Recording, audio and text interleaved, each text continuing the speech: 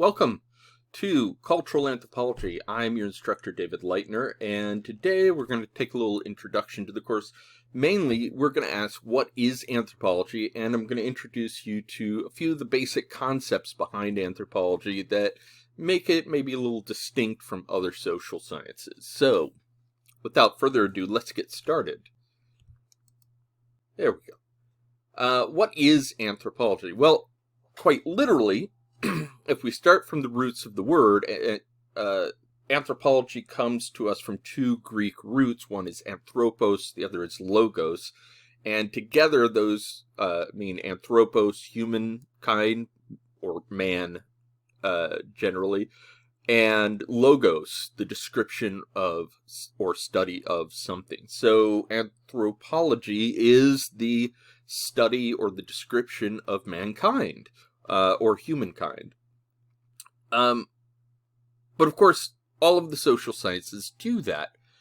What makes anthropology different? Well, there are at least two different ways. There are actually many more, but I think the two most important for our purposes today have to do with the concept of the holistic perspective and the comparative method. So anthropology is holistic, and I don't mean like crystals and spells and things like that. I mean, it's holistic in the sense that it takes a perspective on how we know things, how we understand things, that says that essentially the whole is greater than the parts, that you can't understand a thing if you just study it from one point of view. And that commitment bears itself out in the wide variety of ways that anthropology is used, a wide variety of questions that we ask, and the ways that we study them. To give you a sort of example, there's a parable it's actually historical, comes from, has its roots in many sort of Asian and Middle Eastern cultures, as well as sort of North Africa, and it involves there being a sort of an elephant, and it's either in a dark room or it's being examined by men who can't see or something like that. And in this parable, these men are trying to describe what they are feeling. All they can do is sort of feel the elephant, and each one has a different part of the elephant they're feeling. And the one at the trunk says, "Oh, this is like a great big snake. That's what it must be." One at the leg says, "No, it's like a tree trunk. It must be like a tree." And the one at the tail says, "Oh no, it is thin like a whip." And the one at the side says, "No, it's hard like a wall." And so each of them has a piece of the truth. They have a piece of that whole. It's not an elephant until you put all that information together, though. At least the answer isn't an elephant until you put all of that information together. And that's kind of the idea behind the holistic perspective. This is one of the core principles of anthropology. We can't understand human beings if we only study them from one point of view. We need multiple points of view on what it is to be human. Now, as I said, one of the ways anthropology has done this is, at least in the American tradition of anthropology, there are 4 separate fields in anthropology, and each one views the question of what it means to be human through a very different lens. All of these fields use a holistic perspective. The biological anthropology field looks at what it means to be human through the lens of biology and evolution. Archaeology looks at what it means to be human through history and also something called material culture. That is, all the things we make or leave behind, the marks we leave on the landscape, the trash we leave behind. In fact, actually, archaeologists are way more excited about finding a trash heap than they are about finding a gold idol, the way that Indiana Jones might. Indiana Jones is a treasure hunter. He's not an archaeologist. If you really want to make an archaeologist angry, tell them that Indiana Jones is your favorite. That'll get them every time. But material culture is what we leave behind, and that's the lens that archaeologists use to view what it means to be human. Linguistic anthropologists concentrate on communication and language. It isn't just verbal communication. It can be non-verbal communication. It can include languages, but isn't limited to that. There are other ways that humans communicate as well, including sort of the social context in which communication is happening. Finally, there's this field, cultural anthropology. And we look at what it means to be human through the lens of culture. That is our unique take on things. Now, I'm going to go deep into what culture is in another video, but for now, sort of suffice to say that culture is like all the things you know about the world to be true that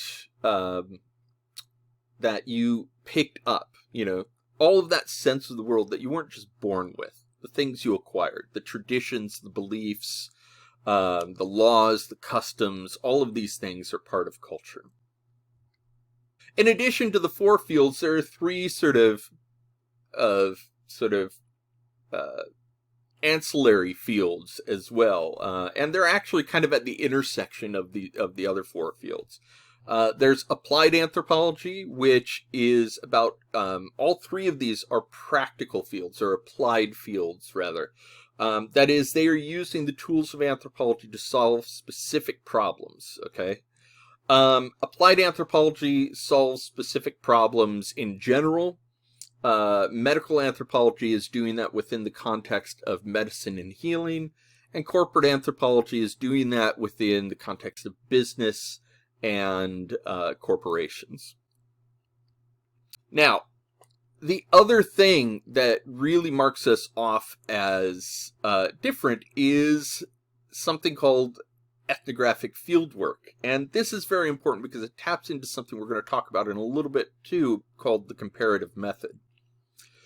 Extended ethnographic fieldwork is the idea that in order to understand people, you can't just go for a weekend, ask a couple questions, and walk away. You actually have to understand the context, the social and cultural context in which people live, and you can't get that quickly.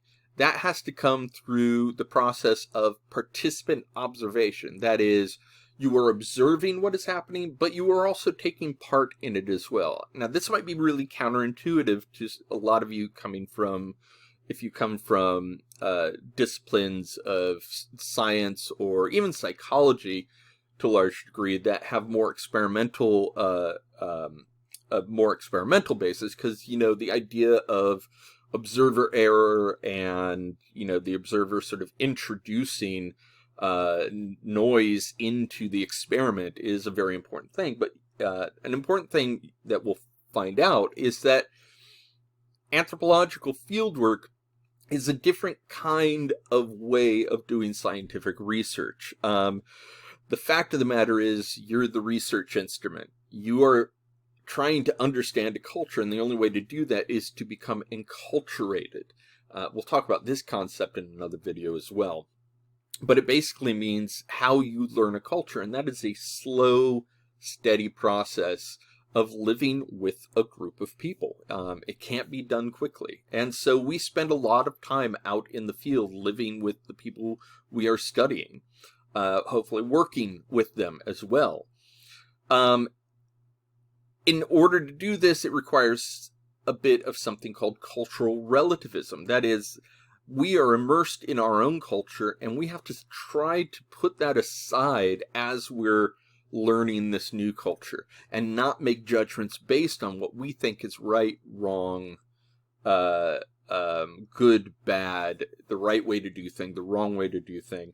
That doesn't mean that you are morally relativistic necessarily. It just means that there's a methodological relativism going on here. You can't understand something if you've already prejudged it, right? You need to understand it before you can make judgments. It involves extremely long periods of ethnographic fieldwork, and I'm talking about a year or more usually, although increasingly we're adapting to different situations where that's not always practical. But that is the ideal, spending a long time learning a language, learning culture, understanding the context in which what we're observing is happening. Okay, but so what? Why would you even care about this? Why would you even take this class? Well, one reason is that we live in an increasingly connected world, right?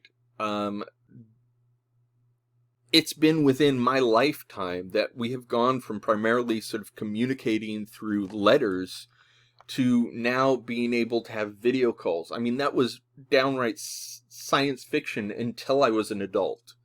Quite late. I'm only 47 right now, so it's a relatively recent phenomenon.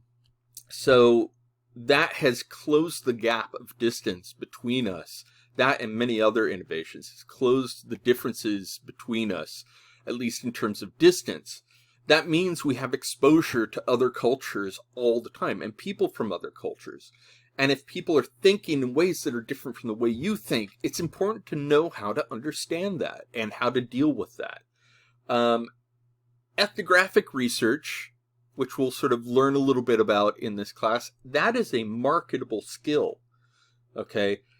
In consulting, in marketing, in user experience design and research, all of these sorts of fields, knowing how to do ethnographic research is a big plus. If you're considering any of those fields, consider taking some more anthropology and getting some experience doing this kind of research, because it is very valuable out there. There's a dollar amount attached to it. Adapting to new cultures, a lot of businesses are transnational now. You need to be able to adapt not just to the different practices of your customers, different assumptions they make about the world, but you also have to adapt to the different ways people do business that are locally distinct. And finally, just in general in life, anthropology's approach to problem solving is a useful thing. You have to develop empathy. You have to understand these twin concepts of holism and comparison that help you take a new perspective on things. And it encourages you to question your own assumptions all the time about what you're seeing.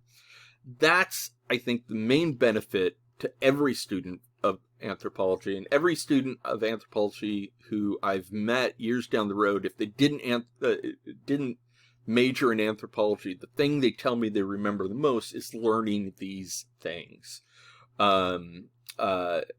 So hopefully, I'm not guaranteeing you're going to be a better person after this class. That's up to you. But certainly, I'm going to give you some tools that maybe you can find a use for elsewhere in your life. So good luck. So with that said, hopefully you're already on the Canvas website. If you are watching this video and haven't already started, go to this, the homepage there, and towards the bottom you'll see the student orientation button. Click on that. That'll take you to the student orientation on how to use Canvas, and then immediately following that you'll have an introductory module to complete that will explain the class policies and procedures. So with that said, thank you very much. I'm looking forward to a great semester with all of you, and good luck. Stay safe out there, and we'll see you soon.